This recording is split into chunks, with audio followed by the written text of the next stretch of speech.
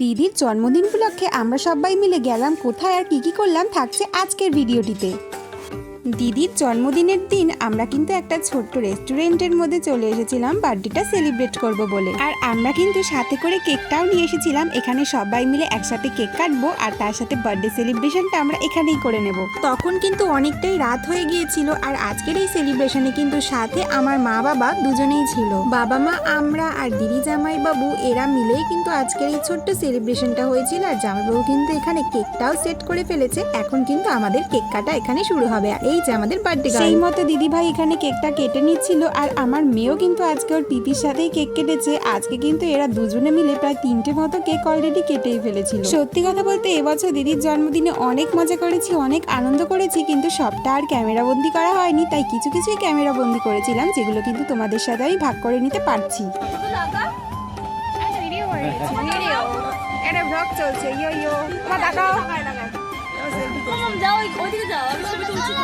শুনলেই তো কেক কাটার সময় আমরা ফটো তোলার ভিডিও করতে করতেই ব্যস্ত। তো ফাইনালি কিন্তু আমাদের কেক কাটা একদম হয়ে গেছে আর আমরা কিন্তু এবার সবাই মিলে হাতে কেকের পিস নিয়ে নিয়েছি আর সাথে দেখো একটু তোমাদের সাথে ভিডিও করেও শেয়ার করছি। আমরা জানো তো ঠিক এইরকমই আমরা আমাদের বার্থডেটা সবাই মিলে ঠিক এরকম ভাবেই সেলিব্রেট করি, সেটা যারই বার্থডে হোক না কেন।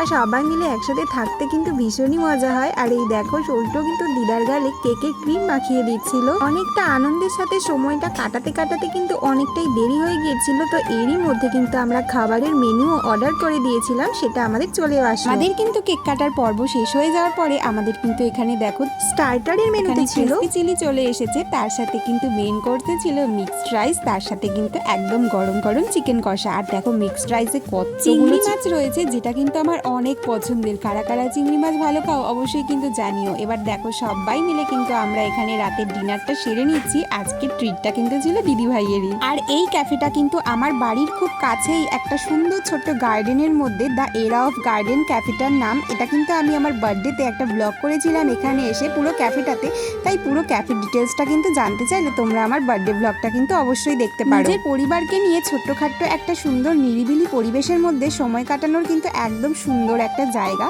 তো দেখো আমরা কিন্তু সবাই মিলে এখানে রাতের ডিনারটা করছিলাম। আসলে এডিট করার কারণে না অনেকটা দিন হয়ে গেল তোমাদের সাথে কিছুই শেয়ার করতে পারিনি। এবার কিন্তু এক এক করে অনেক ভিডিও আসবে আমার পেজে, তোমরা কিন্তু সকলে পাশে থাকতে ভুলে যেও না। অবশ্যই কিন্তু আমার পাশে থেকো। খাওয়া দাওয়া পুরোপুরি ডান, আমরা এখন বেরিয়ে যাচ্ছি এত সুন্দর একটা জায়গা থেকে। আর আমরা কিন্তু সেদিন ছিলাম একদম সেখানকার লাস্ট কাস্টমার, সেখানে আর কোনো লোক ছিল না, দেখো শুধুমাত্র ছিলাম আমরা। তো আমাদের খাওয়া দাওয়া একদম সারা হয়ে গেছে, তার সাথে আমরা অনেক এখানে ফটো তুলেছি, তারপর কিন্তু আমরা বেরিয়ে যাচ্ছিলাম। তো ভিডিওটা কেমন লাগলো অবশ্যই জানিও, ভালো লাগলে লাইক কমেন্ট করো, টাটা।